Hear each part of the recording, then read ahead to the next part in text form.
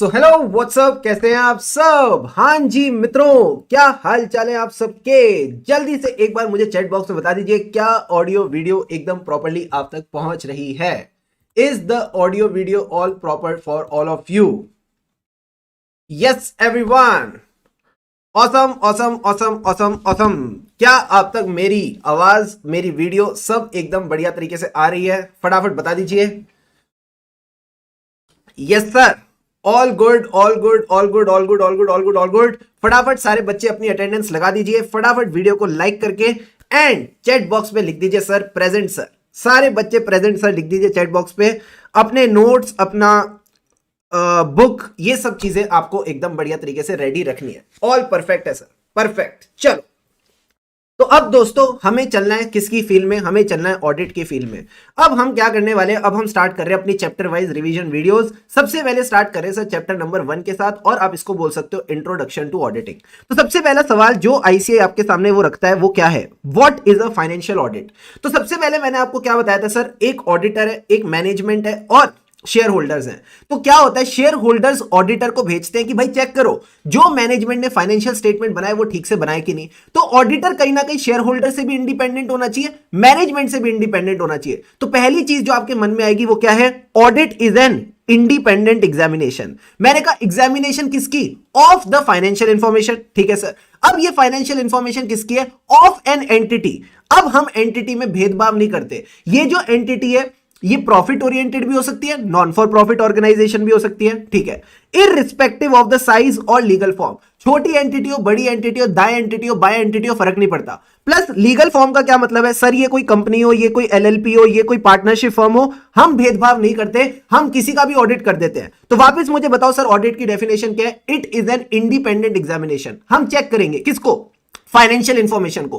किसकी financial information? Of an entity. अब again entity में भेदभाव नहीं करते, प्रॉफिट ओरिएंटेड और not, irrespective of the size and legal form. अरे कर क्यों रहे हैं? बोलो ना, कर क्यों रहे हैं? When such examination is conducted with a view to express an opinion thereon. Ultimately as a auditor हमें अपना ओपिनियन देके आना है, हमें एक ऑडिट रिपोर्ट इशू करनी है जिसमें हम ओपिनियन देंगे फाइनेंशियल स्टेटमेंट्स। क्या financial statement as per the applicable FRF बने हैं या नहीं? क्या ये बेसिक बातें आपको समझ आती हैं? हाँ सर। अब सारे बच्चे बताओ, एसेज में एसेज सबसे बड़ा एसे कौन सा है? सारे एसेज का राजा कौन है? फटाफट चैट बॉक्स में बता दीजिए। आपको पार्टिसिपेट करते करते चलना पड़ेगा, देखो तभी मजा आएगा। एसेज का राजा कौन है? राजा का नाम बताइए सारे बच्चे चैट बॉक्स में। उय्या कासा, वेरी वेरी गुड। एसेज का राजा एसे 200 उय्या कासा। सर एसे 200 ने क्या सिखाया? सबसे पहले तो एसे 200 का नाम उय्या कासा, यानी ये 00 नहीं, ये ओ है। ये 00 नहीं, ओ है। ओ का मतलब है overall objective of independent auditor. आज से जब भी आप ऑडिटर का नाम लेंगे तो सिर्फ ऑडिटर नहीं, इंडिपेंडेंट ऑडिटर बोलेंगे। ठीक है सर, हमारा ओवरऑल ऑब्जेक्टिव क्या है, प्लस वो अचीव कैसे होगा? जब आप कंडक्ट करेंगे audit as per the standards on auditing. When you do the audit as per standards on auditing, तब जाके ओवरऑल ऑब्जेक्टिव अचीव होगा। अब सर जो ओवरऑल ऑब्जेक्टिव है वो यहां पे दे रखा है, इधर देखो। हमें क्या चाहिए? सबसे पहले मेरे को देखो, हमें क्या चाहिए सर? हमें चाहिए संतुष्टि। सारे बच्चे बोलो मेरे साथ, हमें चाहिए संतुष्टि कि जो मैनेजमेंट ने फाइनेंशियल स्टेटमेंट बनाए उसमें मटेरियल मिसस्टेटमेंट नहीं है। कम ऑन, हमें चाहिए संतुष्टि कि जो मैनेजमेंट ने फाइनेंशियल स्टेटमेंट बनाए उसमें मटेरियल मिसस्टेटमेंट नहीं है। अगर मटेरियल मिसस्टेटमेंट नहीं है तो क्या मैं बोल दूं फाइनेंशियल स्टेटमेंट वैसे ही बने जैसे बनने चाहिए थे?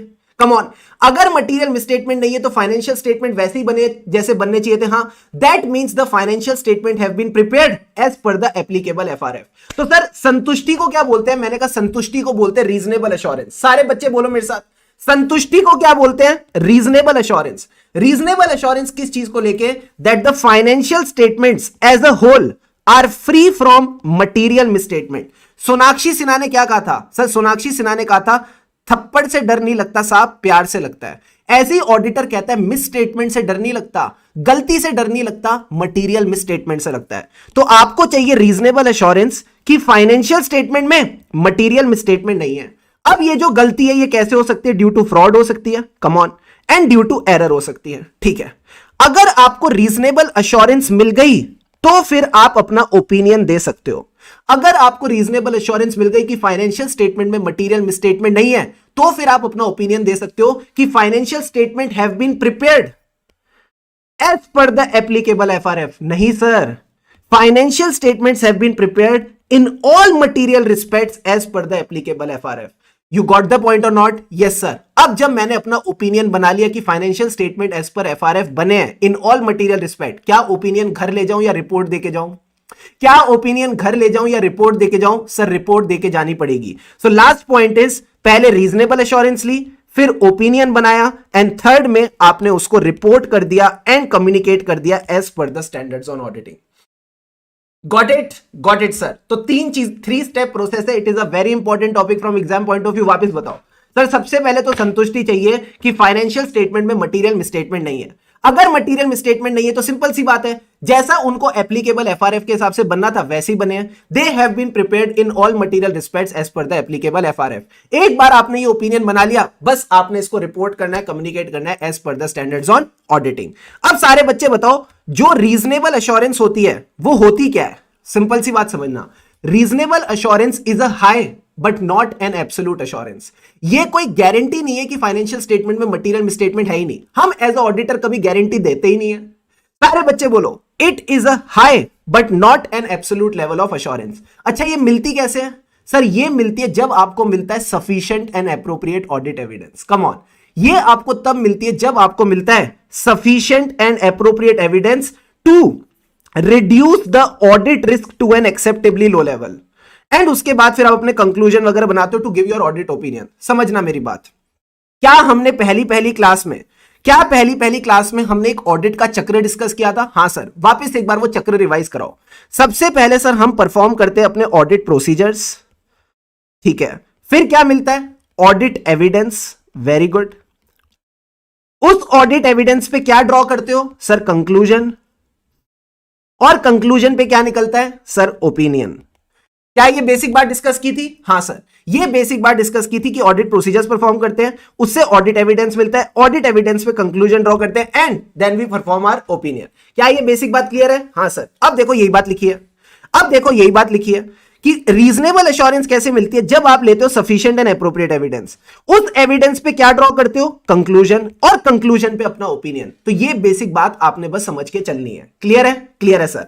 अब सफिशिएंट एंड एप्रोप्रिएट एविडेंस क्या होता है, ये हमने एसए 500 में एकदम डिटेल में डिस्कस किया कि हमको सिर्फ क्वांटिटी नहीं क्वालिटी भी चाहिए, सफिशिएंसी भी चाहिए, एप्रोप्रिएटनेस भी चाहिए, क्वांटिटी भी चाहिए और क्वालिटी भी चाहिए। अब सर फाइनेंशियल स्टेटमेंट क्या होते हैं? मैंने कहा कुछ नहीं है।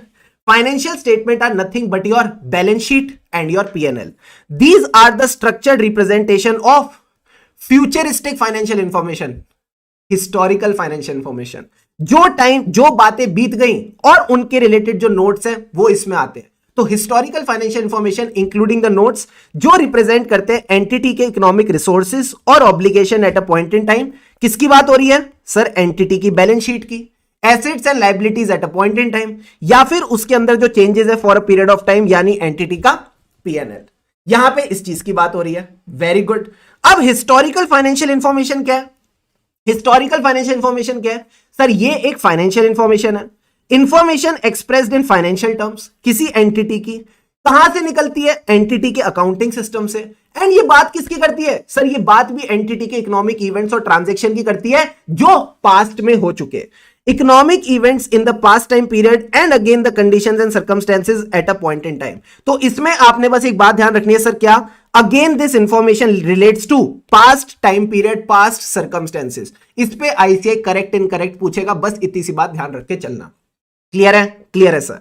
अब सवाल आता है एप्लीकेबल एफआरएफ। एप्लीकेबल एफआरएफ से पहले मुझे बताओ एफआरएफ क्या होता है? What is the FRF? मैंने आपको ये बात बोली थी कि कहीं ना कहीं फाइनेंशियल स्टेटमेंट किसके हिसाब से बनने चाहिए? सर एफआरएफ के हिसाब से। जैसे आपका ऑडिट का पेपर किसके हिसाब से होना चाहिए? मार्किंग स्कीम के हिसाब से। तो हमारी as a auditor marking scheme क्या होती है? एफआरएफ होता है। हम फाइनेंशियल स्टेटमेंट देखते हैं, एफआरएफ देखते हैं। तो प्लीज बताइए, जो हमारे फाइनेंशियल स्टेटमेंट है वो किसके हिसाब से बनेंगे? एफआरएफ के हिसाब से। एफआरएफ क्या है? Financial reporting framework. Come on, financial reporting framework. इसका मतलब है हमारे फाइनेंशियल स्टेटमेंट कैसे बने सर, सेक्शन नंबर 129 ने सिखाया था कि ये बनने चाहिए as per the accounting standards, as per the schedule 3। ठीक है, तो यही क्या है, यही हमारे फाइनेंशियल रिपोर्टिंग फ्रेमवर्क हो जाता है। तो ये कहता है एप्लीकेबल एफआरएफ क्या है, this is a FRF which has 2 qualities. बताओ 2 क्वालिटीज क्या है। पहली बात तो इसको मैनेजमेंट ने अडॉप्ट किया है, मैनेजमेंट ने यूज किया है for making the financial statements. ठीक है सर। दूसरी चीज दिस इज एक्सेप्टेबल, ये कहीं ना कहीं एक्सेप्टेबल है considering the nature of the entity. Sir nature of the entity का क्या मतलब है, सपोज अगर ये प्रॉफिट मेकिंग एंटिटी थी तो इसके पीएनएल और बैलेंस शीट बनेंगे। अगर ये नॉन फॉर प्रॉफिट ऑर्गेनाइजेशन है तो इसका क्या बनेगा, receipts and payments account, income and expenditure account, यानी इसके अकाउंट्स बनाने का तरीका ही बदल जाता है। Plus considering the objective of financial statement, जो आपके फाइनेंशियल स्टेटमेंट है सर, ये कौन से फाइनेंशियल स्टेटमेंट है, क्या ये जनरल पर्पस फाइनेंशियल स्टेटमेंट है या ये स्पेशल पर्पस फाइनेंशियल स्टेटमेंट है। अगर ये स्पेशल पर्पस फाइनेंशियल स्टेटमेंट है तो अगेन इसका जो एफआरएफ है वो बदल जाता है। ये हम कहीं ना कहीं सीए फाइनल लेवल पे पढ़ते हैं। तो 2 बातें ध्यान रखना, अडॉप्टेड भी देखना है, एक्सेप्टेबल भी देखना है।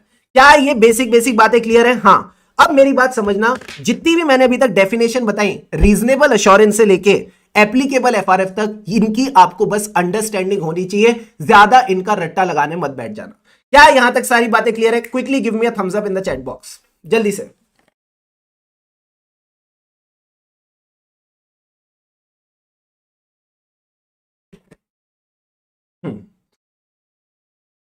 Come on come on come on.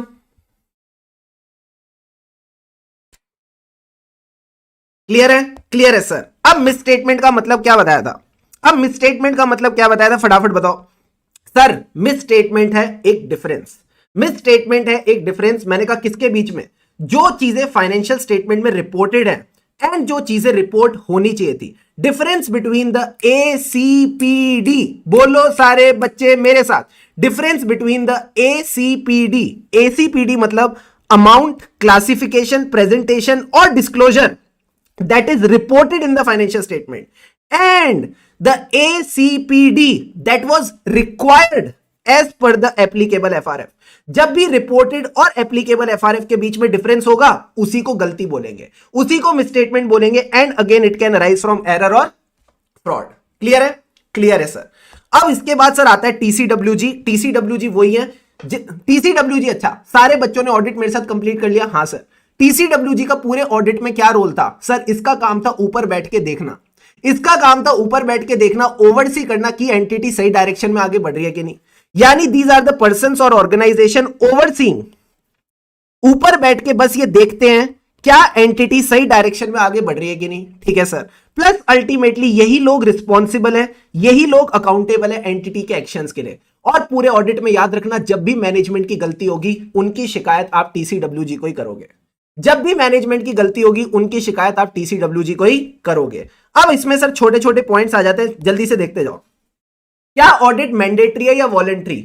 Depends. अगर ये कंपनी है तो सेक्शन 139 कहता है ऑडिट इज मैंडेटरी। ठीक है sir. So it is not mandatory for all, companies के लिए मैंडेटरी है, बट कई लोग अपना ऑडिट करा लेते हैं बिकॉज फॉर द एडवांटेजेस जो ऑडिट कहीं ना कहीं ऑफर करता है। तो याद रखना, नॉन कॉर्पोरेट एंटिटीज अपना ऑडिट करवा सकती हैं टैक्स लॉज के चक्कर में।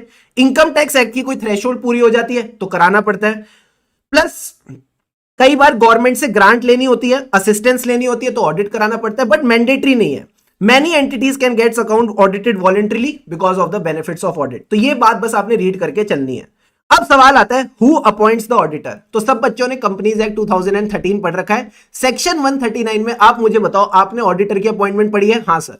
तो जो नॉर्मल कंपनीज होती है उनका ऑडिटर कौन अपॉइंट करता है सर? एजीएम में शेयर होल्डर्स अपॉइंट करते हैं। तो अपॉइंटेड बाय द मेंबर्स और share holders in the AGM. जो गवर्नमेंट कंपनीज होती है उनका ऑडिटर कौन अपॉइंट करता है? C&AG, controller and auditor general of India.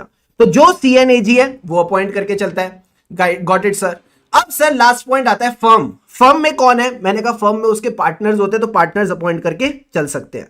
To whom the report is submitted. Generally report उसी को सबमिट की जाती है जिसने आपका अपॉइंटमेंट किया। बोलो मेरे साथ, रिपोर्ट उसी को सबमिट की जाती है जिसने आपका अपॉइंटमेंट किया। तो कंपनीज में अपॉइंटमेंट किसने किया? शेयर होल्डर ने। फर्म में किसने किया? पार्टनर्स ने। तो यहां तक आपका इंट्रोडक्टरी पार्ट कवर हो जाता है। सारे बच्चे पानी के 2 घूंट लगाओ और चैट बॉक्स पे लिखो ready. Now we are going to do a question जहां पे हम बेनिफिट्स कवर करेंगे।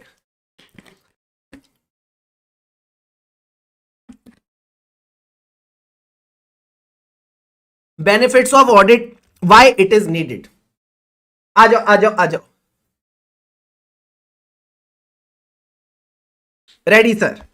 अब ध्यान से समझना इसके बेनिफिट्स क्या है। मैंने कहा सिंपल सी बात है, कहीं ना कहीं जो ऑडिटर है, कहीं ना कहीं जो ऑडिटर है वो आके गलतियां निकालता है। ठीक है sir. He points out the deficiencies, auditor reviews the existence and operations of controls in an entity, hence वो गलतियां आगे निकालेगा। तो पहला फायदा क्या है सर? गलतियां निकालना।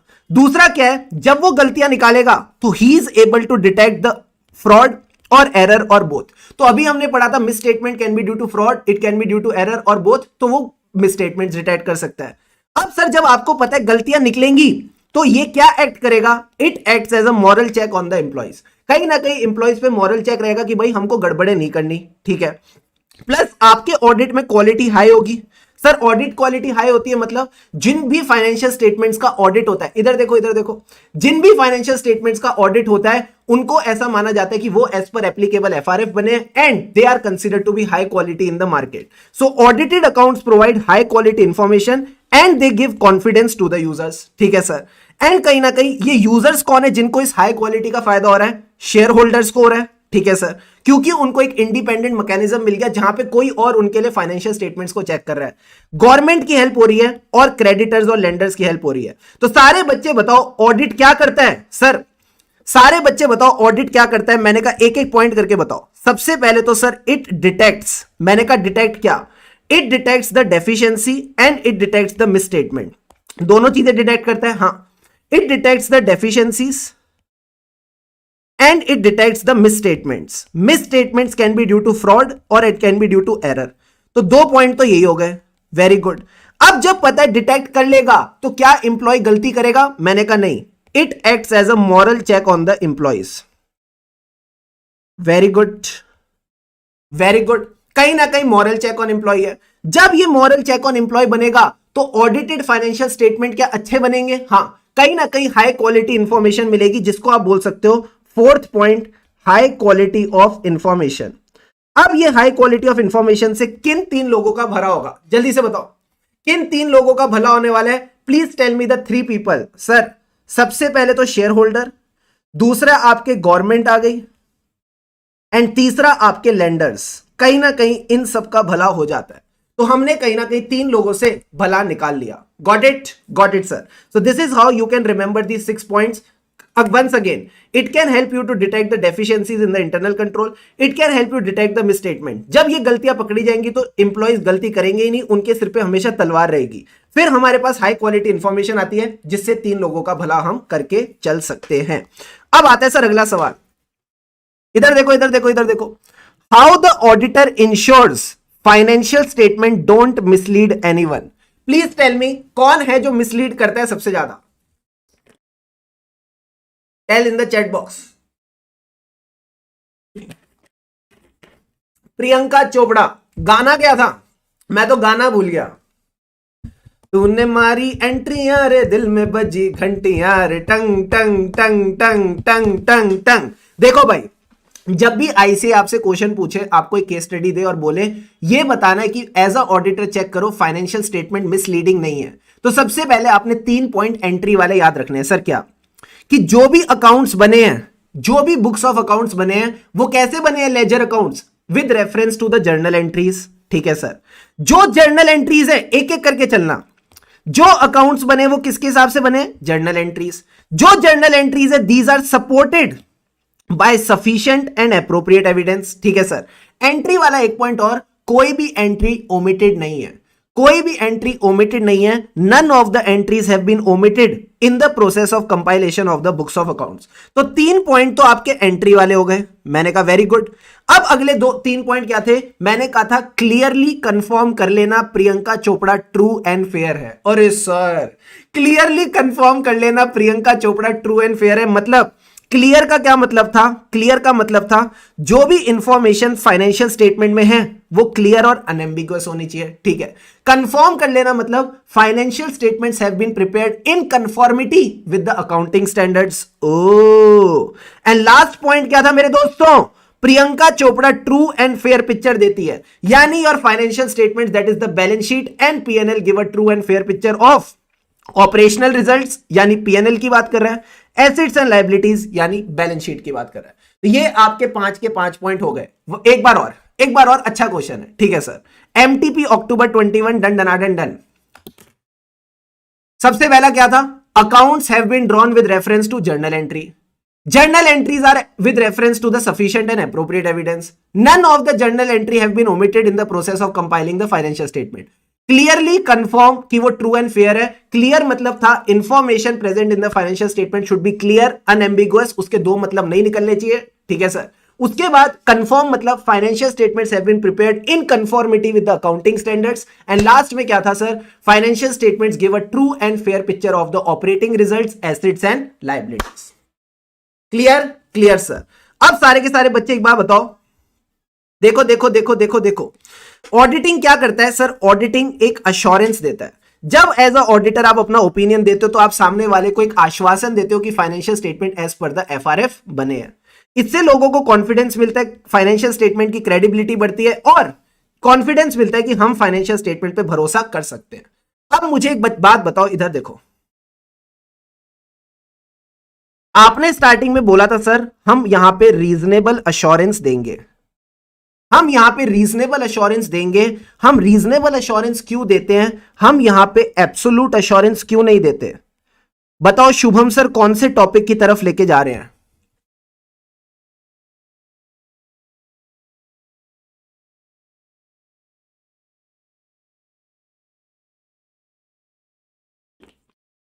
हम गारंटी क्यों नहीं दे सकते? Because of inherent limitations of auditing. कहीं ना कहीं sir there are inherent limitations of auditing. तो सारे बच्चे फटाफट एक बार अपनी किताब पे आ जाओ, हम पढ़ते हैं इनहेरेंट लिमिटेशंस ऑफ ऑडिटिंग क्या है। तो देखो क्या कहता है, auditor is not expected and can not reduce the audit risk to zero. Audit risk का क्या मतलब था सर? ऑडिटर का काम होता है ओपिनियन देना। तो ऑडिट रिस्क का क्या मतलब है? ऑडिट रिस्क का मतलब है गलत ओपिनियन। गलत ओपिनियन कब? जब फाइनेंशियल स्टेटमेंट में मटेरियल मिसस्टेटमेंट है।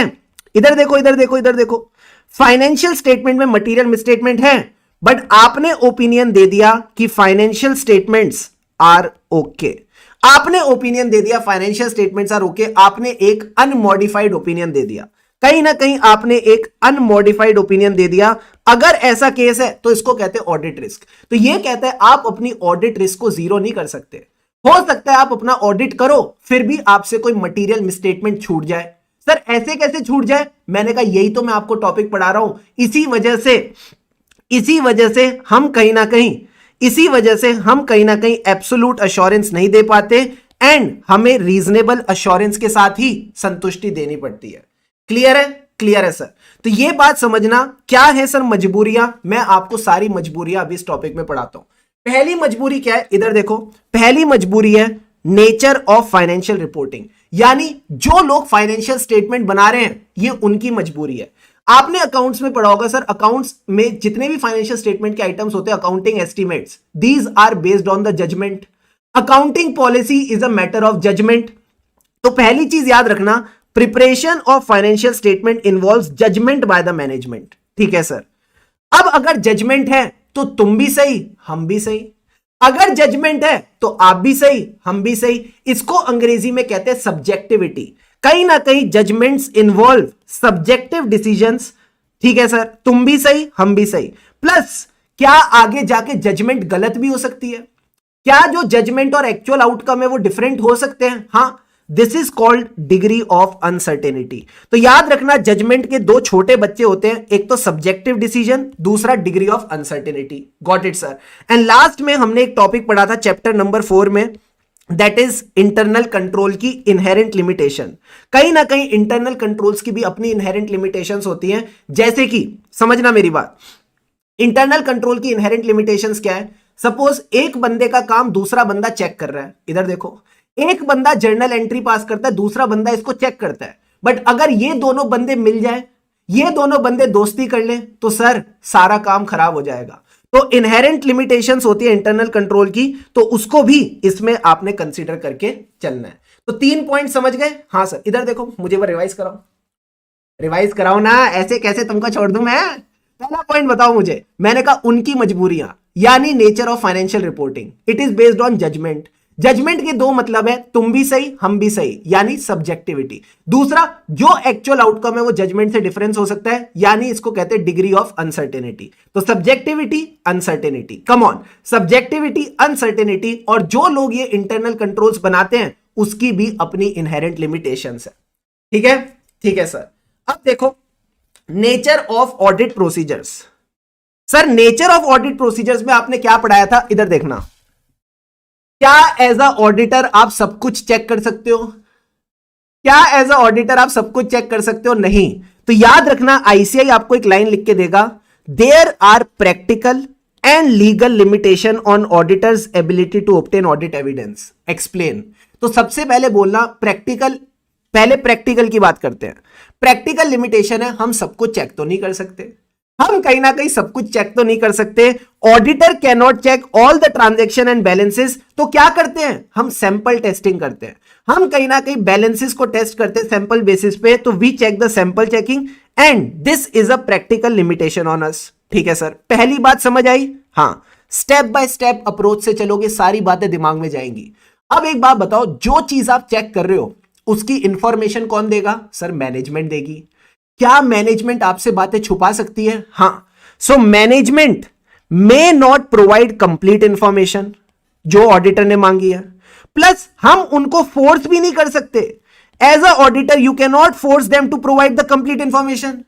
तो एक बात बताओ, जो वो इंफॉर्मेशन देंगे उसी पे रिपोर्ट करना है, this is a legal limitation. अब सारे बच्चे बताओ, उन्होंने आपको कंप्लीट इंफॉर्मेशन क्यों नहीं दी? उन्होंने आपको कंप्लीट इंफॉर्मेशन क्यों नहीं दी? सर उनके मन में चोर है। बोलो मेरी बातें, उनके मन में चोर है, क्योंकि it may consist of dishonest unscrupulous people, चोर बेकार लोग हैं, and they are doing fraud. Fraud का क्या मतलब है? इट इज अ सोची समझी साजिश, sophisticated and carefully organized scheme. So they may be engaged in concealing the fraud by designing sophisticated and carefully organized scheme. तो ये आपके तीनों के तीनों point as per the ICAI language complete हो जाते हैं। अब इधर देखो, रिकॉल कराओ मुझे तीनों के तीनों point. What is the limitation of auditor? Auditor की मजबूरी क्या है? सर सबसे पहले तो प्रैक्टिकल और लीगल लिमिटेशन। प्रैक्टिकल लिमिटेशन है, हम सब कुछ चेक नहीं कर सकते, ठीक है। जो चेक करते हैं सैंपल बेसिस पे करते हैं, उसके लिए इंफॉर्मेशन मैनेजमेंट से लेते हैं। Management may not provide us with the complete information, क्यों? Because it may consist of dishonest and unscrupulous people, जो फ्रॉड करते हैं, एंड फ्रॉड इज अ सोची समझी साजिश, sophisticated and carefully organised scheme. जितना लिंक लिंक करके पढ़ोगे उतना आपको चीजें ध्यान में रहेंगी। अब सर इन्होंने आपको दो एग्जाम्पल दे दिए फ्रॉड के। एक तो fabricated documents, fabricated means these are the false documents, जिसपे आप ऐसा कह सकते हो इन्होंने इनवॉइसेस के साथ छेड़खानी करी है, which can make you believe that audit evidence is valid, but वो फेक है, नॉन जेन्युइन है। इसी तरह इन्होंने ट्रांजैक्शंस करी रिलेटेड पार्टी के साथ, ठीक है सर। आपको लग सकता है रिलेटेड पार्टी वाली ट्रांजैक्शंस ठीक हैं, बट वो एक्चुअल में अकर ही नहीं हुई, ठीक है sir. Plus auditor may not be aware of such related party relationships and may not be able to detect the transaction. तो ये बेसिक बातें आपने समझनी है। कई बार रिलेटेड पार्टी के साथ मिलकर हैंकी पैंकी करते हैं और कई बार आपको फेक डॉक्यूमेंट्स दिखाते हैं। अब आता है नेचर ऑफ इन्वेस्टिगेशन। पानी के दो घूंट लगाओ, चैट बॉक्स पे लिखो रेडी। आ जाओ मेरे साथ।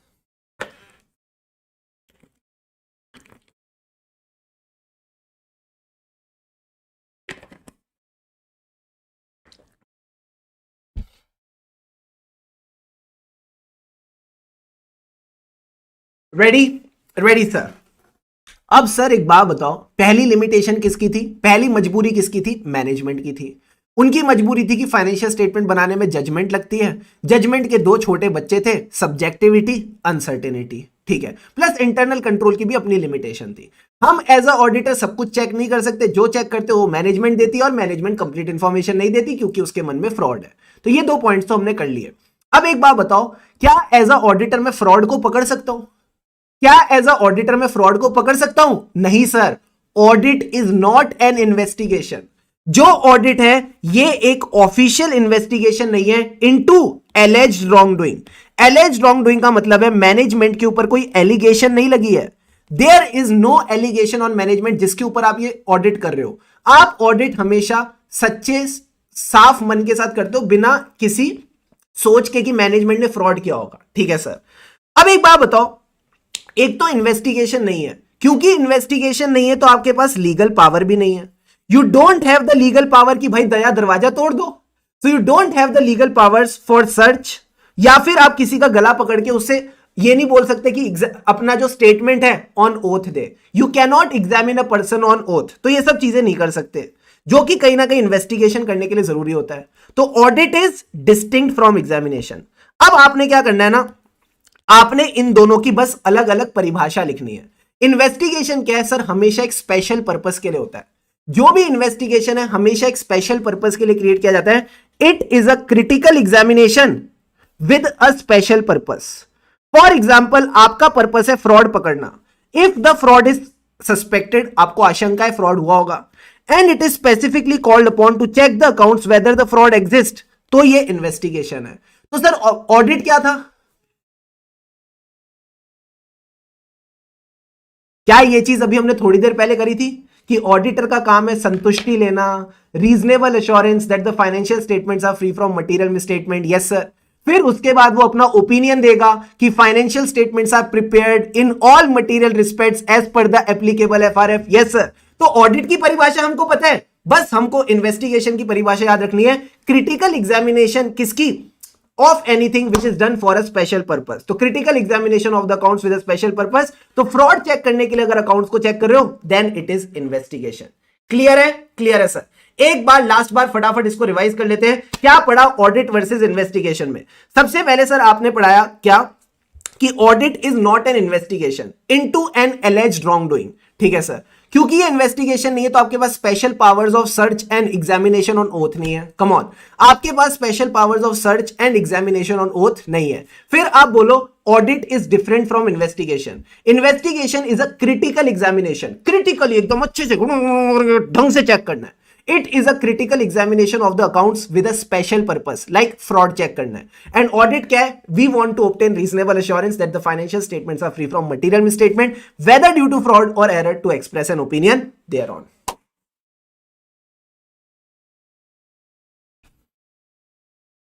क्लियर है?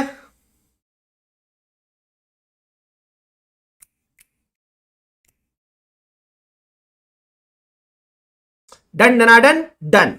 अब आ जाओ सर अगला point, timeliness of financial reporting and balance between benefit and cost. ये पार्ट क्या कहता है इधर देखो। ये पार्ट क्या कहता है इधर देखो। हमने क्लास में इसको एक एग्जांपल से समझा था। सर क्या? मैं हूं एक ऑडिटर एक कंपनी का, इधर फोकस करना, ठीक है सर। मैंने कंपनी का अगर ऑडिट पकड़ा है तो मैं कितने साल ऑडिट करूंगा? 5 इयर्स। मैंने फर्स्ट ईयर कंपनी के इंटरनल कंट्रोल्स को चेक किया, प्रोसेसेस को चेक किया, सब ठीक था। सेकेंड ईयर चेक किया, सब ठीक था। थर्ड ईयर मेरे को अपनी कॉस्ट सेव करनी थी। ओ, एंड मुझे लगा कि दोनों साल जब सही था तो मैंने थर्ड ईयर इंटरनल कंट्रोल्स की चेकिंग ही नहीं करी। मैंने कहीं ना कहीं थर्ड ईयर इंटरनल कंट्रोल्स को चेक नहीं किया, and I relied on the information which was available for the previous 2 years. पिछले 2 साल की इंफॉर्मेशन पे मैंने रिलाय किया। दिल पे हाथ रख के बताओ, दिल पे हाथ रख के बताओ, क्या बैलेंस मेंटेन करने के लिए बिटवीन बेनिफिट एंड कॉस्ट मैंने बैंड बजा दी? क्या reliability of information tends to diminish over a period of time? The answer is yes. जैसे जैसे टाइम बीतता है वैसे इंफॉर्मेशन की रिलायबिलिटी, उसकी रेलिवेंस कम होती जाती है। जैसे जैसे टाइम बीतता है इंफॉर्मेशन की रिलायबिलिटी, उसकी रेलिवेंस कम होती जाती है। सर आप ऐसा क्यों कह रहे हो? मैंने कहा तुमको मैंने एक्चुअल बात तो बताई नहीं। एक्चुअल बात है थर्ड ईयर में एंटिटी के इंटरनल कंट्रोल्स चेंज हो गए। थर्ड ईयर में एंटिटी के इंटरनल कंट्रोल्स चेंज हो गए, तो मुझे थर्ड ईयर में एंटिटी की प्रोसेस टेस्टिंग, इंटरनल कंट्रोल्स की टेस्टिंग करनी चाहिए थी। तो यही बात आईसीआई ने कह रखी है। देखो क्या कहता है, relevance of the information thereby its value tends to diminish over a period of time. ठीक है सर, कहीं ना कहीं आपको बैलेंस बना के चलना पड़ता है between the reliability of information and the cost. ठीक है, ये बेसिक बात आप ध्यान रखना। ऑडिटर एग्जाम्पल वही दे रखा है जो भी मैंने डिस्कस किया। 2 साल आपने इंटरनल कंट्रोल्स को चेक किया, थर्ड साल आपके पास मैन पावर नहीं था, शॉर्टेज ऑफ मैन पावर थी, कॉस्ट सेविंग करनी थी, तो आपने इंटरनल कंट्रोल को चेक नहीं किया, जबकि चेक करना चाहिए था क्योंकि उसमें कहीं ना कहीं चेंज आया था। ठीक है, ठीक है सर। अब सर ये जो फोर्थ पॉइंट आया है फ्यूचर इवेंट्स वाला, ये क्या कहने की कोशिश कर रहा है, इधर देखो। What does the future events वाला पार्ट ट्राई टू से। मुझे एक बात बताओ, फंडामेंटल अकाउंटिंग अजम्पशन कौन कौन सी होती हैं?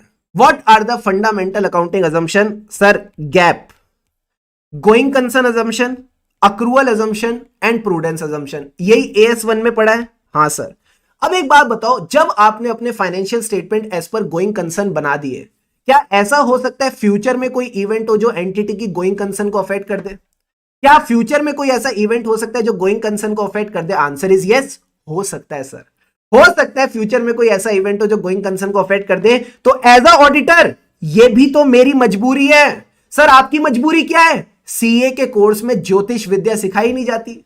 सीए के कोर्स में सिखाया नहीं जाता कि ज्योतिष विद्या क्या होती है, आगे जाके एंटिटी के साथ क्या हो सकता है। तो जो एंटिटी के financial statement as per going concern बने हैं, हो सकता है वो गोइंग कंसर्न हो ही ना, कल को जाके एंटिटी खत्म हो जाए। तो देखो क्या कहता है, फ्यूचर इवेंट्स और condition can affect an entity adversely, band बजा सकती है। These can seriously affect the entity's ability to continue the business. Business बंद हो सकता है, क्यों?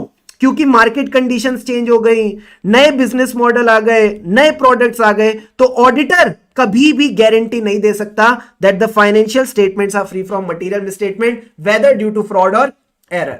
अब सारे बच्चों से मेरी एक छोटी सी रिक्वेस्ट है सर, क्या शुभम सर ने आपको 5 मजबूरियां बताई। सर ये 5 मजबूरियां क्या क्या थी, एक बार फटाफट मेरे को रिकॉल करा दो। ये 5 मजबूरियां क्या थी, फटाफट मेरे को एक बार रिकॉल करा दो, तो जाके मजा आ जाएगा। एक एक करके सारी मजबूरी रिकॉल करो। सबसे पहली मजबूरी उनकी, नेचर ऑफ फाइनेंशियल रिपोर्टिंग। उनकी मजबूरी क्या थी, एक एक करके पढ़ेंगे। Judgement by the management. Judgement की 2 बच्चे क्या थे सर? मैंने कहा जजमेंट की वजह से होता है तुम भी सही हम भी सही, इसको कहते हैं subjectivity.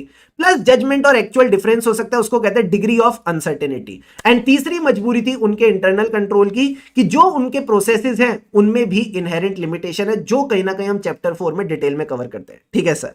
Then comes nature of audit procedure. Nature of audit procedure में क्या है सर? प्रैक्टिकल और लीगल लिमिटेशन। प्रैक्टिकल लिमिटेशन ये है कि हम सब कुछ चेक नहीं कर सकते, हम कहीं ना कहीं लाखों करोड़ों ट्रांजैक्शन को चेक नहीं कर सकते, सैंपल बेसिस पे टेस्टिंग करनी पड़ती है। ठीक है, जो टेस्ट करते हैं उसके लिए मैनेजमेंट पे डिपेंडेंट है, तो management may not provide us with complete information. अच्छा एक बात बताओ, मैनेजमेंट कंप्लीट इंफॉर्मेशन नहीं देती तो आप उनको फोर्स कर सकते हो? मैंने कहा नहीं, आप उनको फोर्स भी नहीं कर सकते। This is a legal limitation. तो प्रैक्टिकल भी हो गई, लीगल लिमिटेशन भी हो गई। अब बताओ मैनेजमेंट कंप्लीट इंफॉर्मेशन क्यों नहीं देता? सर उनके मन में चोर है, उनके मन में चोर है, यानी management may do fraud. Management may consist of dishonest unscrupulous people, and fraud क्या होती है? सोची समझी साजिश, sophisticated and carefully organise scheme. Clear है? क्लियर है सर, समझ गए सर। अब इसके बाद इन्होंने 2 एग्जांपल दे रखे थे कि कहीं ना कहीं वो आपको फैब्रिकेटेड डॉक्यूमेंट दे सकते हैं, जिसको आप बोल सकते हो फेक डॉक्यूमेंट्स, इनजेन्युइन डॉक्यूमेंट्स। कहीं ना कहीं वो ट्रांजैक्शन कर सकते हैं with related party. Again this transaction may not be at arms length price. अब sir not in the nature of investigation. क्या मैं फ्रॉड को पकड़ने के लिए इन्वेस्टिगेशन कर लूं? नहीं, आप ऑडिट कर रहे हो, इन्वेस्टिगेशन नहीं। Audit is not an official investigation into an alleged wrong doing. हम किसी एलिगेशन को चेक नहीं कर रहे। ठीक है, ठीक है सर। तो इन्वेस्टिगेशन में क्या होता है सर? इन्वेस्टिगेशन में आपके पास पावर्स होती है, स्पेशल पावर्स होती है सर्च करने की, स्पेशल पावर्स होती है लोगों को एग्जामिन करने की ऑन ओथ। ये सब पावर्स तो आपके पास है ही नहीं। So audit is distinct from investigation. ठीक है, अब इन्वेस्टिगेशन का मतलब बताओ। नॉर्मल एग्जामिनेशन या critical examination? Sir critical examination. It is a critical examination with a special purpose. Purpose क्या है सर? मैंने कहा पर्पस हो सकता है फ्रॉड पकड़ना, तो critical examination of the accounts with a special purpose. And audit का ऑब्जेक्टिव हम सबको पता है, reasonable assurance that the financial statements are free from material misstatement whether due to fraud और एरर। जब रीजनेबल एश्योरेंस मिलती है तो ओपिनियन देते हैं, एंड ओपिनियन के बाद रिपोर्ट देके डन डनाडन डन। जो ये फोर्थ और फिफ्थ पॉइंट्स है इनको बस आप रीड करके चल लेना, मुझे लगता है इसमें कोई दिक्कत की बात नहीं है। फोर्थ पॉइंट कहता है जैसे जैसे टाइम बीतता है इंफॉर्मेशन की वैल्यू कम होती है, रिलायबिलिटी कम होती है, रेलिवेंस कम होती है, और बैलेंस मेंटेन करके चलना है between benefit and cost, benefit and cost. And जो फ्यूचर इवेंट्स है उसमें कहीं ना कहीं एंटिटी का गोइंग कंसर्न अफेक्ट हो सकता है, तो उस पर भी हम गारंटी नहीं दे सकते। दिल पे हाथ रख के बताओ क्या inherent limitations of auditing tips पे आ गई? Please tell me. See I understand, कहीं ना कहीं ऑडिट पढ़े हुए आप सबको टाइम हो चुका है, जैसे जैसे टाइम बीतता है हमारी भी जो वैल्यू ऑफ इंफॉर्मेशन है वो कम होती जाती है, मेमोरी अफेक्ट होती है। That's why the revisions are very important. क्या ये सारी बातें आपको रिकॉल अब हो रही है, नहीं हो रही है?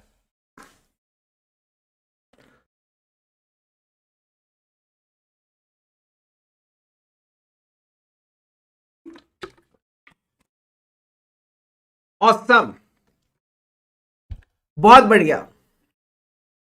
अब सारे बच्चे एक बात बताओ, ये कैसे पता लगेगा ऑडिट एज पर एसेस हुआ? ये कैसे पता लगेगा ऑडिट एज पर एसेस हुआ? तो मुझे बताओ, क्या ये वही चक्र है जो हमने डिस्कस किया था? Audit procedures performed, audit evidence obtained.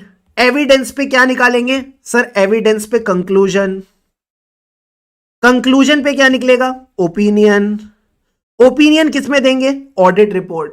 तो अगर आपका पूरा ऑडिट प्रोसेस आपने as per standards on auditing किया है, अगर आपने वो पूरा circle as per standards on auditing किया है, इसका मतलब आपका audit as per standards on auditing हुआ है। Audit procedures obtain, audit procedures perform, sufficiency and appropriateness of audit evidence, and last में आपने बात करनी है सर क्या? Suitability of audit report. Got it? Got it sir.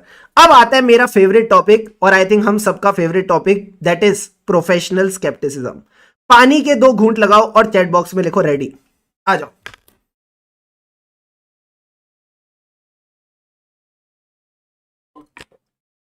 बस 15-20 मिनट, बस 15 से 20 मिनट और चिपक के बैठे रहो कुर्सी के साथ। आहा हा, मजा आएगा सर। लिपस्टिक का दाग, शकी बीवी, very very good.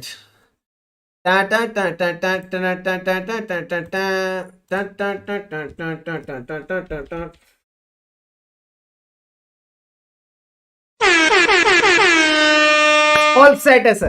Professional scepticism क्या था? मैंने कहा ये था एटीट्यूड एकता कपूर की बहू का। एकता कपूर की जो बहू थी, जब उसने देखा उसके पति की शर्ट पे लिपस्टिक का दाग लगा था, तो क्या था सर? सबसे पहले दाग क्यों दिखा? क्योंकि मैडम अलर्ट थी। मैडम अलर्ट थी, तो सबसे पहले प्रोफेशनल स्केप्टिज्म के एटीट्यूड में आपको अलर्ट रहना है। जब आपको कोई गड़बड़ दिखे तो सवाल पूछो, यानी क्वेश्चनिंग माइंड, और उसके बाद सामने वाले की बात को मान मत लेना। आपने कहीं ना कहीं critical assessment of audit evidence भी करना है। तो जब पति नहाने गया तो उसने शर्ट को क्या किया था सर? चेक किया था कि ये दाग लिपस्टिक का है या दाग सॉस का है। तो याद रखना, critical assessment of audit evidence, ये कहीं ना कहीं तीनों के तीनों पॉइंट्स आपने समझ के चलने हैं, ठीक है? So it is an attitude which involves 3 things. Being alert, alert कौन सी सिचुएशंस को लेके? ऐसे circumstances which can indicate error और फ्रॉड। फिर उसके बाद क्वेश्चनिंग माइंड, एंड लास्ट में सर क्या करना है? मैंने कहा लास्ट में critical assessment of audit evidence. अब सवाल आता है अलर्ट किस चीज को लेके रहना है? तो इसमें हमने एक एग्जांपल डिस्कस किया था कि हो सकता है एज अ ऑडिटर आपके जो बैंक कंफर्मेशन है और बैंक स्टेटमेंट है वो मैच ही नहीं कर रहे। बैंक स्टेटमेंट जो क्लाइंट ने दिया और बैंक कंफर्मेशन जो बैंक से मिली वो मैच ही नहीं कर रहे। तो that is a case of contradicting audit evidence. जब भी कॉन्ट्राडिक्टिंग ऑडिट एविडेंस मिलेंगे तब आपका दिमाग अलर्ट होगा। अब इससे क्या हो रहा है? जो एंटिटी ने बैंक स्टेटमेंट दिया था मैं उस पर भरोसा नहीं करूंगा। It brings into question the reliability of documents provided by the management. brings into question the reliability of documents and responses to the inquiries as a audit evidence। ठीक है, अब जब मेरे को ये चीजें हो रही हैं तो किसकी खुशबू आ रही है सर? फ्रॉड की खुशबू आ रही है। जब इस तरह की हरकतें हो रही है तो किसकी खुशबू आ रही है? फ्रॉड की खुशबू आ रही है। Circumstances which can indicate the possibility of fraud, and जब फ्रॉड होगा तो आपका काम बढ़ जाएगा। बोलो मेरे साथ, जब फ्रॉड होगा तो आपका काम बढ़ जाएगा, यानी need for audit procedures in addition to those required by standards on auditing. तो याद रखना, इन चार चीजों को लेके अलर्ट रहना है। यहां पे आईसीआई आपसे 4 नंबर का क्वेश्चन पूछ सकता है। तो अलर्ट क्या है? कॉन्ट्राडिक्टिंग ऑडिट डॉक्यूमेंट्स, उसके कॉन्ट्राडिक्टिंग ऑडिट एविडेंस। जब ऐसा कॉन्ट्राडिक्टिंग होगा तो एक पे रिलायबिलिटी पे शक पड़ेगा, तो कहीं ना कहीं it brings into question the reliability of evidence and responses to the inquiries from the management. This can indicate a possibility of fraud and need to perform additional audit procedure. Are the 4 points in the flow clear? Yes sir. कोई रट्टा लगाने की जरूरत नहीं है, just flow में चलते जाओ। अब अगला पॉइंट है, अगर प्रोफेशनल स्केप्टिसिज्म मेंटेन करूंगा तो किसकी रिस्क रिड्यूस हो जाएगी? इसको बस ध्यान रखना sir, it reduces the risk of heart attack. और हार्ट अटैक पे कैसी आवाज आती है? कैसी आवाज आती है? सारे बच्चे बोलो उई। हार्ट अटैक पे सर कैसी आवाज आती है? उई। उई का क्या मतलब था? मैंने कहा उई का मतलब था over generalise when drawing the conclusion of audit on the base of audit observation. आप ओवर जनरलाइज नहीं करोगे, आप ओवरलुक नहीं करोगे अनयूजुअल सर्कमस्टेंसेस को, plus you will be prevented from using inappropriate assumptions in determining the ante nature, timing and extent of audit procedures and evaluating the results thereof। तो 3 बातें याद रखना, 3 चीजों से आप बच जाओगे सर। क्या? ओवरलुकिंग अनयूजुअल सर्कमस्टेंस, जैसे कि बैंक कंफर्मेशन और बैंक स्टेटमेंट मैच नहीं किया, this is something unusual, plus over generalising when drawing the conclusion, इससे भी बच जाओगे, एंड लास्ट में यूजिंग इनएप्रोप्रिएट अजम्पशन। इसका एग्जांपल इससे कैसे रिलेट किया? अगर आपको फ्रॉड की फीलिंग आ रही है तो nature, timing and extent of audit procedure बढ़ेगा या घटेगा? सर ऑब्वियस सी बात है, बढ़ जाएगा। कहीं ना कहीं हमारा एक्सटेंट ऑफ ऑडिट प्रोसीजर बढ़ जाएगा। तो याद रखना, overlooking unusual circumstances, over generalising when drawing the conclusion, and last में inappropriate nature, timing and extent of procedure से आप बच जाओगे। ठीक है, ठीक है सर। फिर हमने कुछ नोट्स डिस्कस किए थे, एक बार समझना क्या कहने की कोशिश करता है। कई बार ऐसा हो सकता है कि एज अ ऑडिट एविडेंस, इधर देखो इधर देखो, कई बार ऐसा हो सकता है एज अ ऑडिट एविडेंस आपको एक डॉक्यूमेंट मिला और उसी डॉक्यूमेंट में से फील आ रही है कि ये तो फोर्ज्ड डॉक्यूमेंट है, ये तो फैब्रिकेटेड डॉक्यूमेंट है। तो क्या उस डॉक्यूमेंट को आप सफिशिएंट एंड एप्रोप्रिएट एविडेंस मानोगे? मैंने कहा नहीं। अगर एक ही एविडेंस अवेलेबल है और उसमें से भी फ्रॉड की खुशबू आ रही है, उसको सफिशिएंट एंड एप्रोप्रिएट एविडेंस मत मानना। तो अगर आप कंसीडर कर रहे हो sufficiency and appropriateness of evidence और आपको लगता है सिंगल डॉक्यूमेंट है, उसमें से भी फ्रॉड की खुशबू आ रही है, तो आप इसको सफिशिएंट एंड एप्रोप्रिएट एविडेंस नहीं मानोगे। ठीक है सर।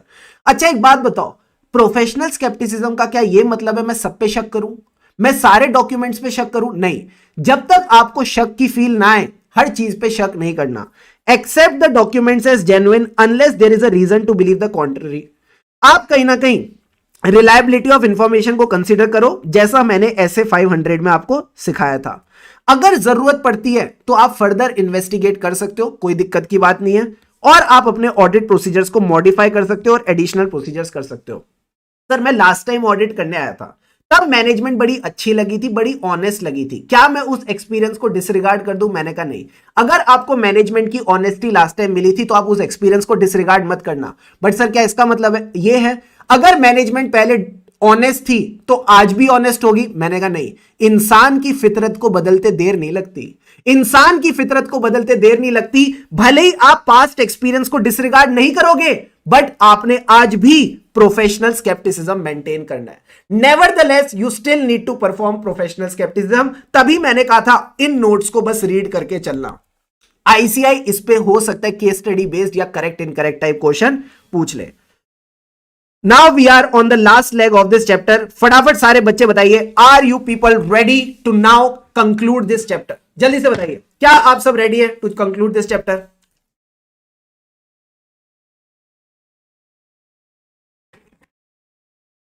राइट, ट्रस्ट करना है और प्रोफेशनल स्केप्टिसिज्म भी मना के चलना है। अब देखो सर, मैंने आपको क्या सिखाया था? हमने अभी तक किसकी बात करी? ऑडिटिंग की। अब मैं आपको बताता हूं एक नया लेग जिसका नाम है assurance. Assurance engagement. Sir assurance engagement में क्या होता है, ध्यान से समझना। There is a subject matter, इधर फोकस करो। There is a subject matter which is evaluated against a criteria and इसके बेसिस पे कहीं ना कहीं रिपोर्टिंग होती है। ये एक अश्योरेंस एंगेजमेंट होती है। ठीक है, क्या होता है sir? There was a subject matter जिसको आप इवेल्युएट करते हो अगेंस्ट अ क्राइटेरिया और इसके बेसिस पे रिपोर्टिंग होती है। Example of assurance engagement is audit. Sir audit में सब्जेक्ट मैटर क्या होता है? मैंने कहा ऑडिट में आपका जो सब्जेक्ट मैटर है वो होता है फाइनेंशियल स्टेटमेंट। इसको आप किसके अगेंस्ट इवेल्युएट करते हो, जल्दी से बताओ। क्राइटेरिया क्या होता है ऑडिट में? Sir applicable FRF, very good. और उसके बेसिस पे आप अपनी रिपोर्ट इशू करते हो, आप अपना ओपिनियन इशू करते हो इन द रिपोर्ट। क्या ये बेसिक बात क्लियर है? हां सर। इसी तरह मैं बताऊं, आपके पास अश्योरेंस में और भी डिफरेंट टाइप्स ऑफ एंगेजमेंट होती है, जैसे कि रिव्यू। सर रिव्यू में क्या होता है? मैंने कहा रिव्यू में भी फाइनेंशियल स्टेटमेंट होते हैं, उनको भी अगेंस्ट द एफआरएफ चेक किया जाता है और ओपिनियन दिया जाता है। तो सर इन दोनों में फर्क क्या है? इन दोनों में फर्क है लेवल ऑफ अश्योरेंस का। इसके अंदर मिलती है रीजनेबल अश्योरेंस, मतलब ज्यादा प्रोसीजर्स होते हैं, और जो रिव्यू होता है उसमें क्या मिलती है? सर उसमें मिलती है लिमिटेड अश्योरेंस, यानी आप कम टेस्टिंग करते हो। तो एक हो गया ऑडिट, एक हो गया रिव्यू। सर और भी अदर अश्योरेंस एंगेजमेंट होती है? मैंने कहा अदर अश्योरेंस एंगेजमेंट्स भी होती हैं। क्या बात कर रहे हो सर? इसमें क्या आता है? मैंने कहा इसमें आ जाता है आपके पास प्रोस्पेक्टिव फाइनेंशियल इंफॉर्मेशन। ओ, अब ये सब जो बातें हैं ना, ये कहीं ना कहीं सीए फाइनल में हम डिटेल में डिस्कस करते हैं। ये सब बातें हम थोड़ा सीए फाइनल में डिटेल में डिस्कस करते हैं, बट आई होप कहीं ना कहीं आप समझ गए हो जो अश्योरेंस एंगेजमेंट है सर, ये बड़ी बात है। एंड ऑडिट, रिव्यू और अदर अश्योरेंस एंगेजमेंट इसका पार्ट है। तो अश्योरेंस एंगेजमेंट मतलब जिसके एंड में आप अपनी रिपोर्ट इशू करोगे किसी चीज को चेक करके। ठीक है, किसी चीज को चेक करके जब आप अपना ओपिनियन देते हो उसको कहते हैं अश्योरेंस एंगेजमेंट, और उसमें ये सारी बातें आ जाती है। क्या ये बेसिक बात समझ आ रही है? हाँ सर। अच्छा एक बात बताओ, जो बंदा ऑडिट करता है उसको क्या कहते हैं? सर उसको कहते हैं ऑडिटर। जो बंदा ऑडिट करता है उसको क्या कहते हैं? ऑडिटर। जो बंदा रिव्यू करता है सर उसको क्या कहेंगे? मैंने कहा मान लो रिव्यूअर कहते हैं। जो बंदा बाकी अश्योरेंस एंगेजमेंट करता है सर उसको क्या कहते हैं? तो मैंने कहा इन सबको एक कॉमन नाम दे दूं, जो ये सारे काम करते हैं। हां सर, जो बंदा अश्योरेंस एंगेजमेंट करता है ओवरऑल लेवल पे, मैं एक ब्रॉडर टर्म में बोल रहा हूं, इसका नाम हो जाता है प्रैक्टिशनर। जब ये प्रैक्टिशनर ऑडिट करेगा तो ऑडिटर, जब ये प्रैक्टिशनर रिव्यू करेगा तो रिव्यूअर, जब ये प्रैक्टिशनर बाकी अश्योरेंस एंगेजमेंट करेगा तो इसका नाम प्रैक्टिशनर ही रहेगा। तो always remember, practitioner is a broader term जो कहीं ना कहीं हर बंदे को कवर करके चलता है। क्या ये बेसिक बात समझ आ रही है? हां सर। अब सारे बच्चे एक बार किताब पे आओ, देखो क्या कहता है। What is an engagement? Sir engagement एक अरेंजमेंट है जिसमें आप कुछ करोगे। ठीक है सर। ऑडिटिंग में क्या होता है? ऑडिटर और क्लाइंट के बीच में एक एग्रीमेंट बनता है जिसको बोलते हैं एंगेजमेंट लेटर, जो कहीं ना कहीं हमने ऐसे 210 में डिटेल में डिस्कस किया है। बेसिक बात है, रीड करके चलना। अब अश्योरेंस एंगेजमेंट क्या है? मैंने कहा assurance engagement is an engagement. ठीक है, ये चलता है पता है कैसे? लास्ट से पहले। तो लास्ट में हम क्या देते हैं सर? ओपिनियन देते हैं। दे यूज द वर्ड कंक्लूजन। ठीक है, इसमें जो प्रैक्टिशनर है वो कंक्लूजन देता है। ठीक है, इस कंक्लूजन से क्या होता है? लोगों का कॉन्फिडेंस बढ़ता है। ये लोग कौन है जिसके लिए रिपोर्ट इशू हो रही है? Intended users. तो प्रैक्टिशनर एक्सप्रेसेस अ कंक्लूजन। मैंने कहा क्यों, काहे देते हो कंक्लूजन? ताकि इंटेंडेड यूजर का कॉन्फिडेंस बढ़ सके। Intended user other than the responsible party. Sir confidence किसको लेके? About the evaluation of subject matter against the criteria. जो आपने सब्जेक्ट मैटर को क्राइटेरिया से चेक किया उसको लेके कहीं ना कहीं जो हमारे इंटेंडेड यूजर्स हैं उनका कॉन्फिडेंस बढ़ सके। तो बस इस डेफिनेशन को एक दो बार रीड करके चलना, कुछ भी इसमें मसाला नहीं है। एक बार मेरे को वापस रिवाइज करा दो सर। अश्योरेंस एंगेजमेंट एक वो एंगेजमेंट है जिसमें आपका प्रैक्टिशनर कंक्लूजन देता है। क्यों देता है? ताकि कॉन्फिडेंस बढ़ सके। मैंने कहा वेरी गुड। किसका कॉन्फिडेंस बढ़ सके? इंटेंडेड यूजर का। इंटेंडेड यूजर का कॉन्फिडेंस किस चीज को लेके? About the evaluation of subject matter against the criteria। about the evaluation of subject matter against the criteria, कि जब आपने सब्जेक्ट मैटर को क्राइटेरिया के अगेंस्ट इवेल्युएट किया तो जो इसका रिजल्ट आया ना, इसको लेके उसका हमें कॉन्फिडेंस बढ़ा के चलना है। क्लियर है? क्लियर है सर। तो ये बेसिक सी बात आपने कहीं ना कहीं समझ के चलनी है। Practitioner gives your opinion about specific information, जिसके बेसिस पे यूजर एक कॉन्फिडेंट डिसीजन बना पाता है, and the chance of information being incorrect it gets reduce. तो अगेन बस रीड करके चलना, इसमें कुछ खास मसाला नहीं है। अब सर एक बात बताओ, what are the elements of assurance engagement? इस पे आईसीआई ने स्टडी मटेरियल पे क्वेश्चन दे रखा है। 3 नाम आए थे इसमें सर, कौन कौन थे? एक प्रैक्टिशनर, एक रिस्पॉन्सिबल पार्टी। चैट बॉक्स में बताना जो रिस्पॉन्सिबल पार्टी है वो ऑडिट में कौन होती है। अगर मैं ऑडिट का एग्जांपल लूं तो who is the responsible party in case of audit?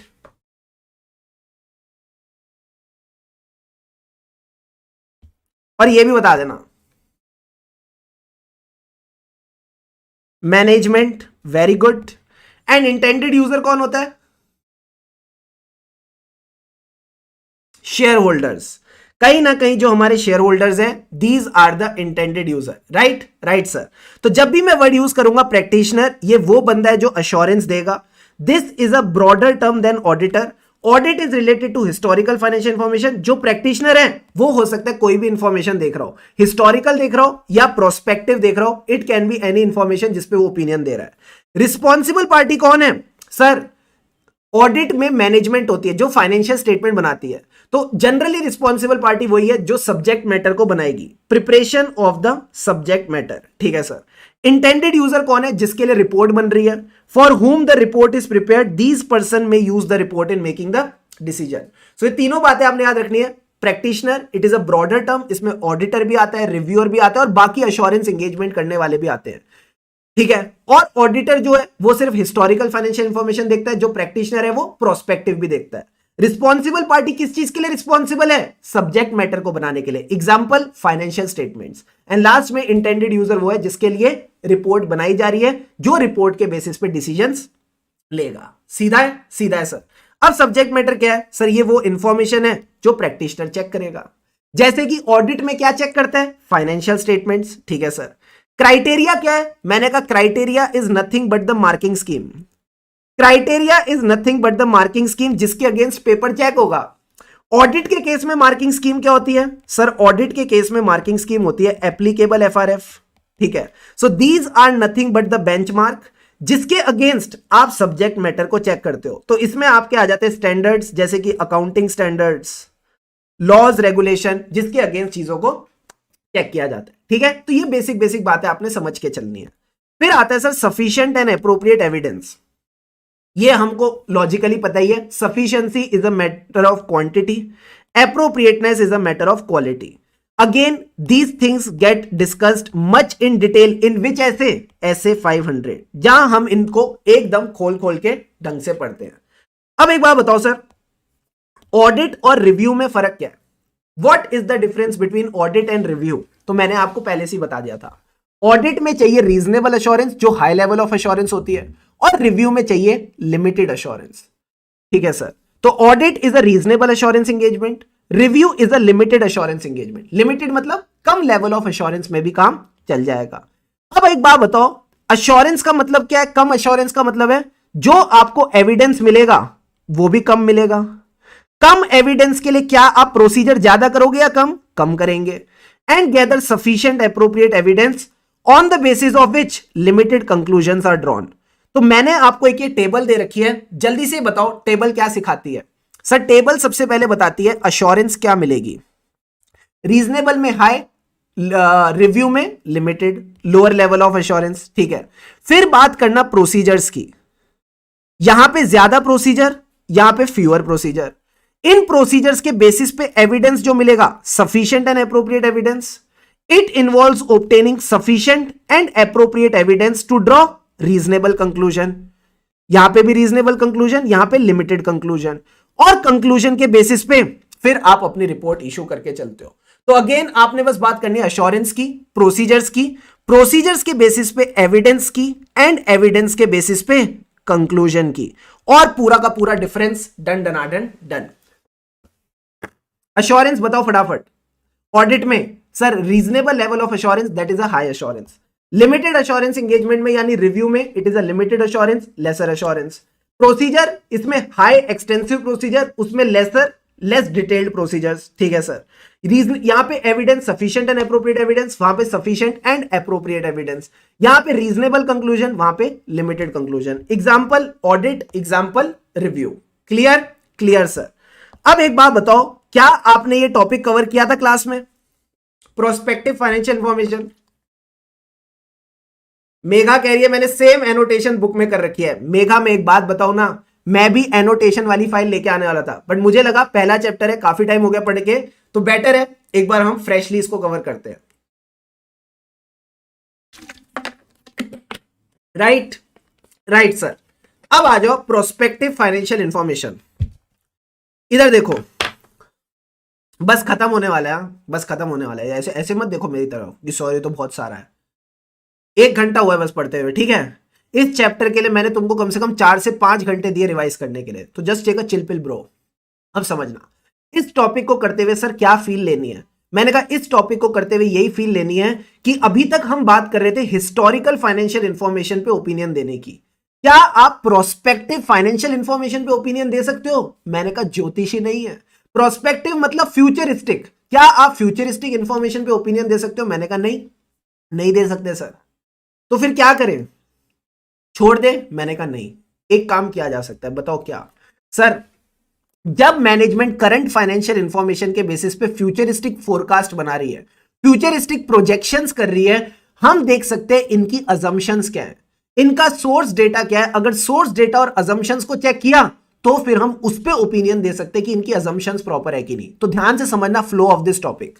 ये कहता है prospective financial information means a financial information which is based on the assumptions about the events जो फ्यूचर में हो सकते हैं, और जब वो इवेंट्स होंगे तो उस पे एंटिटी के क्या पॉसिबल एक्शंस होंगे। फॉर एग्जांपल हमारे पास ढेर सारे ऑर्डर आएंगे, उन ऑर्डर के लिए हम सेल्स करेंगे, तो that is a futuristic event. तो ये कह रहा है आपकी कुछ अजम्पशंस होंगी about the events which can occur in the future, and उस पे एंटिटी के क्या एक्शंस होंगे। अब इसमें इन्होंने कहा it can be a forecast और अ प्रोजेक्शन और अ कॉम्बिनेशन ऑफ बोथ। अभी डिटेल में जाने की जरूरत नहीं है, फोरकास्ट और प्रोजेक्शन में क्या डिफरेंस होता है, that we have already covered in the class, ठीक है सर। अब देखो आपने क्या करना है, वही जो हमेशा करते हो, obtain sufficient and appropriate evidence. सारे बच्चे फ्लो में चलना, मजा आएगा रिवाइज करते हुए। एविडेंस किसको लेके? क्या तुम फ्यूचर की ट्रांजैक्शन को लेके एविडेंस ले सकते हो? नहीं सर, वो तो ट्रांजैक्शन हुई नहीं। मैंने कहा था एविडेंस अबाउट द अजम्पशन। तो एविडेंस अबाउट द मैनेजमेंट की assumption on which the prospective financial information is based. Check कर लेना, दीज आर नॉट अनरीजनेबल। एक तो ये नालायक लिखते हैं ऐसे ना, नॉट अनरीजनेबल, सीधा लिखो these are reasonable. Take the evidence that these are not unreasonable. फिर देखो जो पीएफआई है, अगर अजम्पशन ठीक है, these are properly prepared on the basis of assumptions and हमें उन assumptions के बारे में पता भी होना चाहिए। So these assumptions are presented and disclosed in the financial statement। जल्दी से बताओ क्या ये 3 स्टेप अप्रोच क्लियर है? हाँ, हमें एविडेंस लेना है कि जो assumptions है वो रीजनेबल है। लिखने का तरीका क्या है? these are not unreasonable, ठीक है सर। फिर इन assumptions को यूज करके प्रॉपरली फाइनेंशियल स्टेटमेंट्स को बनाया गया है। Financial statements are prepared on the basis of these assumptions and these assumptions are disclosed। क्या ये तीनों के तीनों पॉइंट क्लियर है? हाँ सर। अब इसके बाद ये क्या कहता है, जो पीएफआई है वो कहीं ना कहीं फ्यूचर इवेंट्स को रिलेटेड करके, ठीक है। सो while the evidence may be available to support the assumption but such evidence is future oriented। तो अभी जो मैं आपसे एविडेंस की बात कर रहा था ना, उसी से रिलेटेड इन्होंने सेकेंड पॉइंट बोला। सर सेकेंड पॉइंट में क्या बोला? दैट क्योंकि ये फ्यूचर इवेंट्स को रिलेट करता है, so the evidence is always future oriented, ठीक है। अब इसके बाद ये कहता है कि आप अपना ओपिनियन दोगे क्या? अगला पॉइंट समझना, फ्यूचर आ गया, फिर बात करेगा ओपिनियन की। क्या एज अ ऑडिटर आप अपना ओपिनियन दे पाओगे? मैंने कहा नहीं, ज्योतिषी नहीं है। Auditor is not in a position to express an opinion कि क्या पीएफआई में जो रिजल्ट्स दिखा रखे हैं, प्रॉफिट्स और लॉसेस दिखा रखे हैं, क्या वो अचीव होंगे। बट फिर ओपिनियन क्या दे? तुमने क्या चेक किया? अरे भाई साहब, तुम ये तो ओपिनियन नहीं दे सकते कि पीएनएल आएगा कि नहीं, बट तुमने चेक क्या किया है? एविडेंस लिया है अजम्पशंस को लेके, तो यही ओपिनियन देना है। This is the opinion you need to give कि हमने जो चेकिंग करी, हमने जो लिमिटेड चेकिंग करी, उसके हिसाब से अजम्पशंस आर नॉट अनरीजनेबल। आपने अपना ओपिनियन देना है that the assumptions are not unreasonable. देखो क्या यही लिखा है आईसीआई ने? हां, हम एज अ प्रैक्टिशनर एक रिपोर्ट देंगे that nothing has come to our attention to suggest that the assumptions are not unreasonable. That means to suggest that these assumptions don't provide a reasonable basis for projection। तो बस आपने ये basic बात लिख के चलनी है, और इसको ये लोग कहते हैं मॉडरेट लेवल ऑफ अश्योरेंस। क्या आपको ये लिखने का तरीका आया नहीं आया? सर एक और बार कराओ। देखो बड़ा सिंपल है। प्रोस्पेक्टिव फाइनेंशियल इंफॉर्मेशन क्या है? सर एक फाइनेंशियल इंफॉर्मेशन जिसमें आप अनुमान लगा रहे हो, आप अजम्पशन लगा रहे हो कि आगे जाके कुछ ऐसा होगा तो एंटिटी ऐसा करेगी, आगे जाके ऑर्डर आएंगे तो एंटिटी ऑर्डर्स को डिस्पैच करेगी, यानी इवेंट्स में occur and entities action can take. Plus इसके दो तरीके होते हैं, प्रोजेक्शन होता है और कौन सा होता है सर? फोरकास्ट होता है, और दोनों का कॉम्बिनेशन होता है। बस इतनी बात ध्यान रखना। अब मैं क्या करूं, मुझे बताओ। तुमको एविडेंस लेना है, किसको लेके? अजम्पशन खेलते हैं, ठीक है। एविडेंस की जो अजम्पशन है वो अनरीजनेबल नहीं है, उन अजम्पशन के हिसाब से फाइनेंशियल इंफॉर्मेशन बनी है, एंड वो अजम्पशन डिस्क्लोज्ड है। हमें भी तो पता होना चाहिए कि अजम्पशन क्या है। हाँ सर। फिर आप बोलो ये अजम्पशन फ्यूचर ओरिएंटेड है, पहले फ्यूचर का तड़का, ठीक है सर। फिर उसके बाद क्या है? ओपिनियन। क्या तुम ओपिनियन दोगे प्रोजेक्टेड फाइनेंशियल इंफॉर्मेशन के रिजल्ट्स पे? मैंने कहा नहीं, रिजल्ट्स के ऊपर ओपिनियन नहीं देंगे, अजम्पशन के ऊपर देंगे। That nothing has come to the practitioner's attention. हमें ऐसा कुछ नहीं मिला जो ये दिखाए कि अजम्पशन सही नहीं है। अजम्पशन सही नहीं है मतलब assumptions are not reasonable for the projection. Clear है? क्लियर है सर। एंड लास्ट में इसको बोलते हैं लोग मॉडरेट लेवल ऑफ अश्योरेंस। अब यहां पे इन्होंने आपको डिफरेंट अश्योरेंस एंगेजमेंट्स के एग्जांपल दे रखे हैं। देखो क्या कहता है। Audit of financial statement, reasonable assurance. Review of financial statement, limited assurance. Examination of prospective financial information क्या है सर? इसमें हम अश्योरेंस देते हैं about the reasonability of assumption. ठीक है, ठीक है सर। अब हमने एक और पॉइंट डिस्कस किया था, report on the controls operating at an organisation. अगर आप किसी ऑर्गेनाइजेशन के कंट्रोल्स के बारे में रिपोर्ट कर रहे हो तो क्या ये भी अश्योरेंस एंगेजमेंट है? हाँ, ये भी अश्योरेंस एंगेजमेंट है। तो आप इसमें बताते हो design and operation of controls के बारे में। तो बस ये चार बातें आपने रीड करके चलनी है। Then comes engagement and quality control standards. Again इनके बस नाम आपको पता होने चाहिए अभी इंटर के लेवल पे। तो नाम में क्या है? मैंने कहा SA, that is the standards on auditing. Review वाले को बोलते हैं स्टैंडर्ड ऑन रिव्यू एंगेजमेंट। बाकी अश्योरेंस वालों को बोलते हैं स्टैंडर्ड्स ऑन अश्योरेंस एंगेजमेंट। तो ये तीन तो आपके अश्योरेंस वाले ही हो गए। ओहो हो सर, ये तो मजा आ गया, ये तो सर मजा आ गया, पार्टी हो गई, बल्ले बल्ले हो गए। Standards on auditing, standards on review engagement and standards on assurance engagement. मुझे सारे बच्चे बताओ, जो हमने प्रोस्पेक्टिव फाइनेंशियल इंफॉर्मेशन चेक करी वो इनमें से किस में जाएगी? एसए में जाएगी, एसआरई में जाएगी, एसएई में जाएगी? जितना पार्टिसिपेट करोगे उतना आपके दिमाग में चीजें जाएंगी।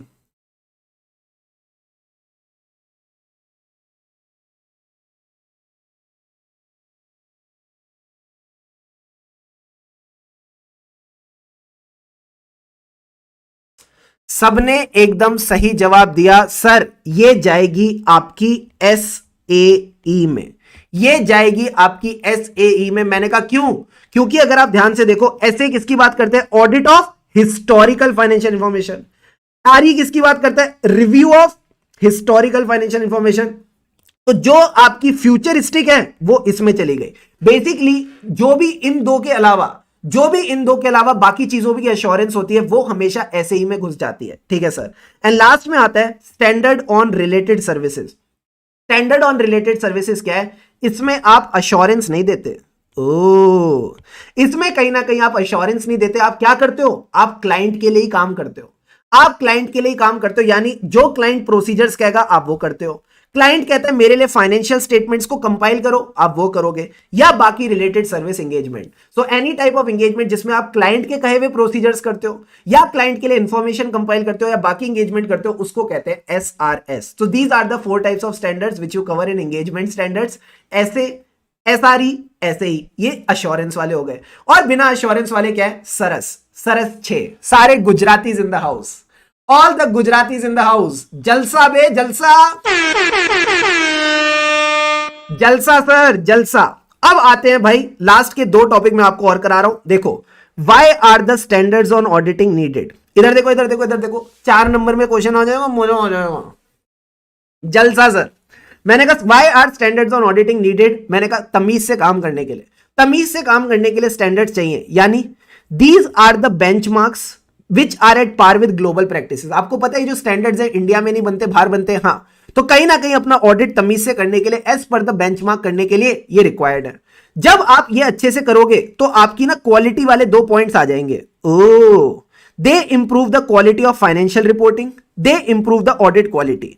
तो फाइनेंशियल स्टेटमेंट्स की क्वालिटी भी बढ़ती है, ऑडिट की भी क्वालिटी बढ़ती है। और सर क्या होता है, मैंने कहा कहीं ना कहीं जब आप स्टैंडर्ड सीखते हो तो आपको नॉलेज एंड स्किल मिलती है। Very good. तो they equip the accountants with knowledge and skill. And last में अगर आप मैं बोलूं, कहीं ना कहीं जब एक बेंचमार्क होगा और सब लोग एक ही स्टैंडर्ड को फॉलो कर रहे हैं तो यूनिफॉर्मिटी भी आ जाएगी। तो last point that you need to consider here is, कौन सा पॉइंट उठाऊं मैं, ये ले लेते हैं, uniformity in the audit of financial statement. तो इसको ऐसे समझना, सबसे पहला पॉइंट क्या आएगा दिमाग में, benchmark as per the global practices. अब सब लोग ग्लोबल प्रैक्टिसेस को फॉलो करेंगे तो कहीं ना कहीं आपको नॉलेज और स्किल मिलती है कि कैसे ऑडिट करना है। हाँ सर, नॉलेज और स्किल मिली। जैसे ये नॉलेज और स्किल मिली तो दो अच्छी चीजें होंगी, क्या, क्वालिटी और यूनिफॉर्मिटी। कम ऑन, क्वालिटी और यूनिफॉर्मिटी, इस तरह से आपने ध्यान रखना है। तो एक बार इसका फ्लो ध्यान रखना, बेंचमार्क जिसमें आप ग्लोबल प्रैक्टिसेस सीख लेते हो, ठीक है सर। इससे आपको क्या मिलती है, नॉलेज एंड स्किल मिलती है। एंड 2 चीजें होती हैं, एक होती है क्वालिटी एंड दूसरी आती है यूनिफॉर्मिटी। अच्छा, क्वालिटी किस किस में, दोनों में। ऑडिट में भी क्वालिटी आती है और फाइनेंशियल रिपोर्टिंग में भी क्वालिटी आती है। ऑडिट में भी क्वालिटी आती है और फाइनेंशियल रिपोर्टिंग में भी क्वालिटी आ जाती है। कौन कमबख्त कहता है ऑडिट में रट्टा लगाना पड़ता है, मैंने कहा बस तुम फ्लो में चलते जाओ, मजा ही मजा है। तो जितने भी स्टैंडर्ड्स है कहीं ना कहीं पूरी दुनिया के लिए सेम है। तो they are providing you with the benchmarks, global practices, ठीक है सर।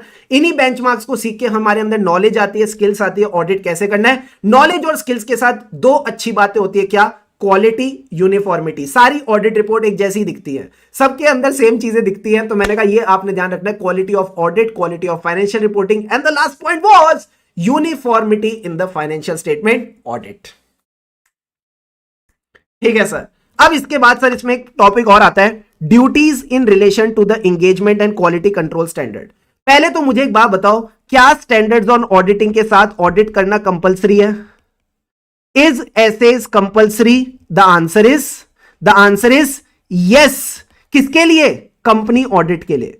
जिन कंपनीज का आप ऑडिट करते हो उनके लिए कंपलसरी है। कहां लिखा है? Section number 143 subsection 9। Section 143 subsection 9 of the companies act कहता है जिस भी कंपनी के फाइनेंशियल स्टेटमेंट का आप ऑडिट करोगे उसके लिए आपने स्टैंडर्ड्स ऑन ऑडिटिंग को फॉलो करके चलना है, ठीक है, ये बात ध्यान रखना। तो ये क्या कहता है?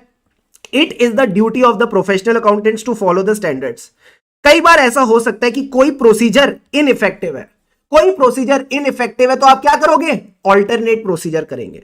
तो हम उस केस में ऑल्टरनेट प्रोसीजर करेंगे to achieve the purpose. Plus आपने जो ऑल्टरनेट किया उसका रीजन भी बता देना, और इस बारे में रिपोर्ट भी कर देना। प्लस आपको ये कहता है कि अगर आप चीजों को डिस्क्लोज कर रहे हो कि आपने मान लो कोई ऐसे अप्लाई नहीं किया, इसका मतलब ये नहीं है कि आपको स्टैंडर्ड से कंप्लाई नहीं करना, स्टैंडर्ड से तो कंप्लाई करना पड़ेगा। तो ये जो 3-4 बातें हैं इनको बस आपने रीड करके चलना है। बस बेसिक बात ध्यान रखनी है सर, क्या, अगर कोई ऑडिट प्रोसीजर कर सकते हो तो करो, नहीं कर सकते तो ऑल्टरनेट करो, और ऑल्टरनेट करने का रीजन बता देना। ऑल्टरनेट करने का रीजन आपको रिपोर्ट करके चलना ही चलना पड़ेगा। 2 टॉपिक में लास्ट में आपको होमवर्क दे रहा हूं, ये वाला और क्वालिटीज ऑफ ऑडिटर, ये बस आपने एक बार रीड करके चलना है। सो 1 hour and around 15 minutes, 1 hour and around 15 minutes, कहीं ना कहीं इस पे हमारा ये टाइम लग गया, बट आई होप कहीं ना कहीं you enjoyed the revision. I tried my level best to go in as much detail as possible because ये रिवीजन थी, तो पूरा भी इसको फैला नहीं सकते क्योंकि जितना मैं फैलाऊंगा उतना आप फैलाओगे और ज्यादा मामला फैल जाएगा. तो फैलाना नहीं है, जितना हो सके चीजों को कंसाइज करना है, जितना हो सके चीजों को क्रिस्प करना है, तभी जाके मजा आता है. So I hope you enjoyed the revision. Video अच्छी लगी हो तो do give it a like, because आपके लाइक से ये होता है यूट्यूब को पता लगता है वीडियो अच्छी है, ठीक है, तो और भी ज्यादा सीए स्टूडेंट्स को दिखाता है एंड फिर सबका भला होता है, और कर भला तो हो भला. तो यूं ही खुशी खुशी मन लगाकर पढ़ते रहे, खुशी से पढ़ेंगे तभी आगे बढ़ेंगे. And have an awesome day ahead. हमें राही ऑडिट के फिर मिलेंगे चलते चलते. Keep going like this.